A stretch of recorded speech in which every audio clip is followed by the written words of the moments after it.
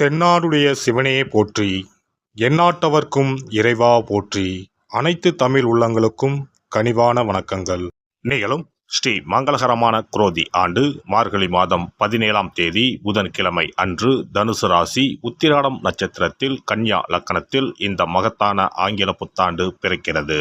இந்த வருட ஆரம்பத்தில் கிரக நிலைகள் என பார்த்தால் குரு பகவான் ரிஷபராசியில் வக்ர நிலையில் சஞ்சாரம் செய்கின்றார். கடகராசியில் செவ்வாய் பகவான் வக்ரம் மற்றும் நீச நிலையில் சஞ்சாரம் செய்கின்றார். கன்னி ராசியில் கேது பகவானின் சஞ்சாரமும், விருச்சிக ராசியில் புதன் பகவானின் சஞ்சாரமும், தனுசு ராசியில் சூரியன் மற்றும் சந்திர பகவானின் இணைவும் இருக்கும்.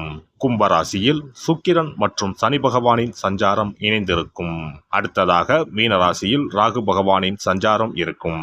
இவ்வித கிரக நிலைகளை கொண்டு இந்த 2025ஆம் வருடம் ஆரம்பமாகிறது.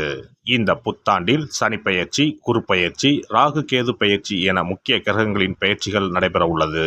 இதன் காரணமாக சில ராசிக்காரர்களுக்கு குடும்பம், வேலை, தொழில் என அனைத்து விதத்திலும் முன்னேற்றம் ஏற்பட வாய்ப்புள்ளது.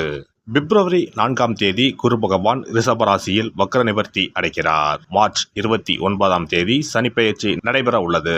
சனி பகவான் கும்பராசியில் இருந்து மீனராசிக்கு இடப்பெயர்ச்சி ஆகின்றார். மே மாதம் 14ஆம் தேதி குரு பகவான் ரிஷபராசியில் இருந்து மிதுன ராசிக்கு இடப்பெயர்ச்சி ஆகின்றார். மே மாதம் 18ஆம் தேதி ராகு கேது பெயர்ச்சி நடைபெறும். ராகு பகவான் கும்பராசிக்கும் கேது பகவான் சிம்மராசிக்கும் இடப்பெயர்ச்சி ஆகின்றனர். இந்த கிரக அமைப்பு மற்றும் பெயர்ச்சியினால் உங்கள் வாழ்வில் ஏற்பட போகும் சுபபலன் என்ன என்பதனையும், அசுப பலன் ஏற்படுமாயின் ராசிக்காரர்கள் செய்ய வேண்டிய பரிகாரம் என்ன, வழிபட வேண்டிய தெய்வம் யார் என்பதனை பற்றியும் விரிவாக காண்போம். பிறக்கப் போகும் இந்த ஆங்கில புத்தாண்டு உங்கள் வாழ்வில் வளமும் நலமும் செல்வ செழிப்பும் பெற்று வாழ்வில் உயரிய நிலையை அடைய எல்லாம் வல்ல எம்பெருமானை வேண்டி விரும்பி கேட்டுக்கொள்கிறேன். மீனராசி அன்பர்களே, இந்த ஆண்டின் தொடக்கத்தில் சில ஏற்ற தாழ்வுகளை சந்திக்க நேரலாம். வாக்குவாதங்கள் ஏற்படக்கூடும் என்பதால் உங்கள் மனைவியுடன் கவனமாக நடந்து கொள்ள வேண்டும். ஆண்டின் தொடக்கத்தில் செவ்வாய் பகவான் 5ஆம் வீட்டில் இருப்பதால் காதல் உறவுகளில் மோதல் மற்றும் பதற்றம் ஏற்படலாம். உங்கள் செலவுகளும் அதிகமாக இருக்கும். ஆண்டின் 2ஆம் பாதியில் உங்கள் சூழ்நிலையில் மாற்றங்கள் இருக்கும். வெளியூர் பயணம் செல்லும் வாய்ப்புகள் உண்டாகும். 2025ஆம் ஆண்டின் ராசி பலன்படி உங்கள் தொழிலில் படிப்படியாக முன்னேற்றத்திற்கு வழிவகுக்கும். மே மாதம் குரு உங்கள் 4ஆவது வீட்டில் நுழையும் போது குடும்பத்தில் மகிழ்ச்சியும் அமைதியும் அதிகரிக்கும்.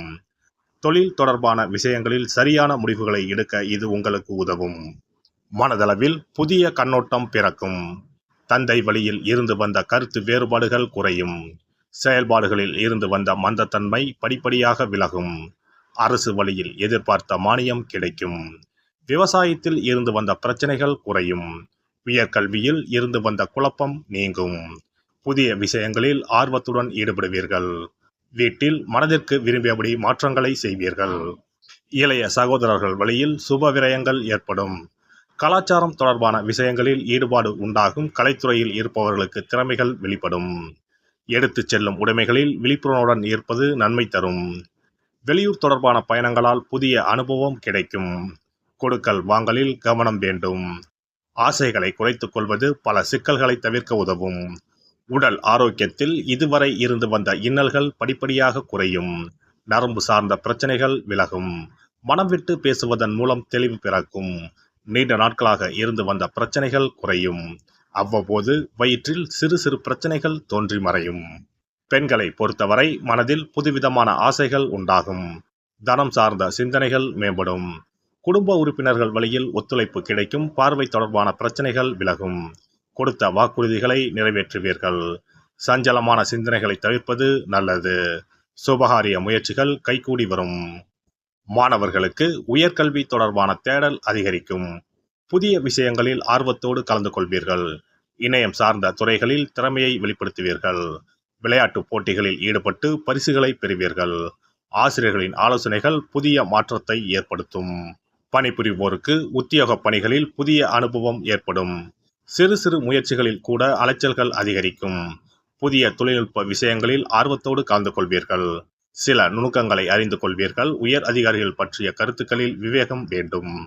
தனிப்பட்ட விஷயங்கள் பகிர்வதை தவிர்க்கவும். வியாபாரிகளுக்கு வியாபாரத்தில் இருந்து வந்த நெருக்கடியான சூழல்கள் மறையும்.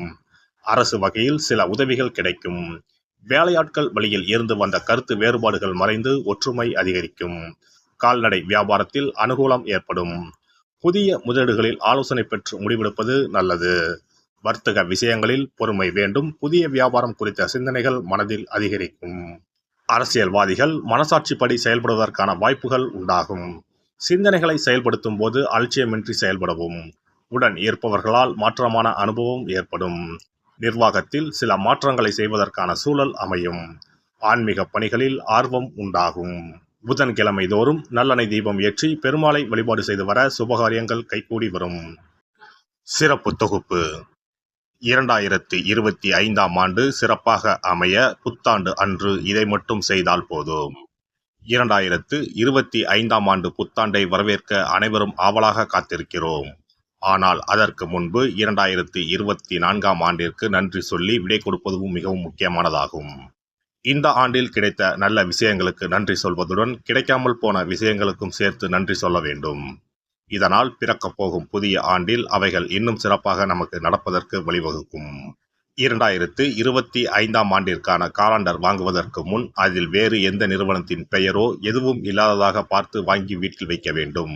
குறிப்பாக மகாலட்சுமி, வராகி அம்மன் படத்துடன் இருக்கும் காலண்டரை வாங்கி வீட்டில் வைப்பது நல்லது. இது தவிர புத்தாண்டு நாளன்று எந்த மாதிரி விஷயங்களை செய்தால் வரப்போகும் ஆண்டு நமக்கு சிறப்பான ஆண்டாக அமையும் என்பதை நாம் தெரிந்து கொள்ளலாம். ஒவ்வொரு ஆண்டும் ஆங்கில புத்தாண்டோ அல்லது தமிழ் புத்தாண்டோ எதுவாக இருந்தாலும் சரி, பிறக்கப் போகும் புதிய ஆண்டு சிறப்பாக இருக்க வேண்டும். இந்த ஆண்டிலாவது நம்முடைய கஷ்டங்கள் தீர வேண்டும் அல்லது நினைத்த காரியம் கைகூட வேண்டும் என்று அனைவரும் நினைப்பதுண்டு. ஆண்டு முழுவதும் நல்லபடியாக அமைய புத்தாண்டு அன்று நாம் சில விஷயங்களை மேற்கொள்ள வேண்டியது ரொம்ப முக்கியம். இதனால் புதிய ஆண்டு உங்களுக்கு ஆரோக்கியம், சந்தோஷம், செல்வ வளம் நிறைந்த ஆண்டாக அமையும். புத்தாண்டு அன்று காலையில் எழுந்தவுடனேயே நாம் குளித்து விடுவோம். அப்படி நாம் குளிப்பதற்கு முன் குளிக்கின்ற நீரில் 3 முக்கியமான பொருட்களை சேர்ப்பது மிகவும் நல்லது. அந்த தண்ணீரில் முதலில் சிறிது கல்லுப்பை சேர்க்க வேண்டும். கல்லுப்பு நமக்கு இருக்கும் கண்திஷ்டி, எதிர்மறை ஆற்றல்கள் ஆகியவற்றை அகற்றிவிடும். அடுத்ததாக சிறிது மஞ்சள் தூளை அதில் சேர்க்க வேண்டும். இதுவும் எதிர்மறை ஆற்றல்களை நீக்கி வாழ்வில் மங்களங்களை நிறைய செய்யும். மூன்றாவதாக சிறிது சுத்தமான பாலை சேர்க்க வேண்டும். அது பசும்பாலாக இருப்பது மிகவும் சிறப்பானது. இவை 3மே மகாலட்சுமியின் அம்சமானவை என்பதால் இவற்றை நீரில் கலந்து குளித்தால் அந்த ஆண்டு முழுவதும் நமக்கு மகாலட்சுமியின் கடாட்சம் கிடைக்கும். அடுத்ததாக புத்தாண்டு அன்று காலையில் வீட்டின் வாசலில் சிறிதளவு மஞ்சள் தடவி அதன் மீது அரிசி மாவில் கோலமிட வேண்டும். அதன் மீது ஒரு அகலில் மஞ்சள் நிற திரியிட்டு நெய் விட்டு தீபம் ஏற்ற வேண்டும். அதற்கு பிறகு வீட்டிற்குள் நல்லெண்ணெய் தீபம் ஏற்றி அன்னாசி பூ நறுமணம் கொண்ட ஊதுபத்தியை ஏற்றி வைத்து வழிபட வேண்டும். இந்த ஆண்டில் வராகி அம்மனை வழிபடுவது சிறப்பானது. இதனால் வெற்றிகளும் மகிழ்ச்சிகளும் கூடும். அதேபோல் புத்தாண்டு அன்று இரவு 9 மணிக்குள் சில முக்கியமான பொருட்களை வீட்டின் பூஜை அறையில் வாங்கி வைத்து வழிபடுவதால் வீட்டின் பொருளாதாரத்தை அதிகரிக்க செய்யும். ராகு காலம், யமகண்டம் இல்லாத நேரம் புதிதாக தேங்காய் ஒன்றை வாங்கி வீட்டின் பூஜை அறையில் வைத்து வழிபட வேண்டும். அதன் பிறகு அதை எடுத்து சமையலுக்கு பயன்படுத்திக் கொள்ளலாம். தேங்காய் மங்களத்தின் அடையாளமாக கருதப்படுகிறது. இந்த பொருளை வீட்டில் வாங்கி வைப்பது மிகவும் நல்லது. அதோடு மயிலிறகை தேவஸ்தான கடைகளில் போய் வாங்கி கொண்டு வந்து வீட்டில் வைக்கலாம். முருகப்பெருமானின் வாகனமாக இருக்கக்கூடிய மயிலின் இறகை வீட்டில் வைப்பதால் நேர்மறை ஆற்றல்கள் பெருகும். அடுத்ததாக ஒரு கைப்பிடி அளவாவது பச்சரிசியை வாங்கி வீட்டில் வைத்து வழிபடலாம். கடைசியாக லட்சுமி குபேரர் சிலையை வாங்கி வைக்கலாம். லட்சுமி குபேரர் சிலை கிடைக்காவிட்டாலும் லட்சுமி குபேரர் படத்தையாவது வாங்கி வைத்து வழிபடுவது சிறப்பு. இதனால் ஆண்டு முழுவதும் வீட்டில் செல்வம் பெருகிக் கொண்டே இருக்கும். எல்லாம் வல்ல இறையருளால் நீங்களும் உங்கள் அன்பு குடும்பமும் உடல் நலம், நீலாயுள், நிறை செல்வம், உயர் புகழ், மெய்ஞானம் ஓங்கி வாழ்க வளமுடன். இந்த வீடியோ பதிவு உங்களுக்கு பிடித்திருந்தால் லைக் பண்ணுங்க, கமெண்ட் பண்ணுங்க, ஷேர் பண்ணுங்க. மறக்காம சப்ஸ்கிரைப் பண்ணுங்க. பக்கத்துல இருக்கிற பெல் பட்டனை கிளிக் பண்ணுங்க. நன்றி, வணக்கம். ஓம் நமச்சிவாய. சிவாய நம.